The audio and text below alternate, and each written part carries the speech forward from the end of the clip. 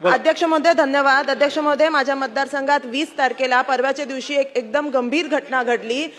विलास नवनाथ घुले या नावाचा एक मनुष्याचा मर्डर हा माझ्या मतदारसंघात झाला। ही सगळी जी प्रकरण आहे हे सीसीटीव्ही वरती दिसलेलं होतं। 9 आरोपी होते आणि त्या 9 आरोपी मध्ये फक्त 3 लोकांना अटक झाली आहे, बाकींची अजून अटक झालेली नाहीये। अध्यक्ष महोदय, माझ्या मतदारसंघातल्या सगळ्या म्हणजे लोकांमध्ये तीव्र संताप असा निर्माण झालेला आहे। ही एकदम चुकीची गोष्ट आहे, असं हे घडलं नव्हतं पाहिजे। ज्या लोकांनी ही मर्डर केलेला आहे या सगळ्यांवरती कायदेशीर कारवाई झालेली पाहिजे।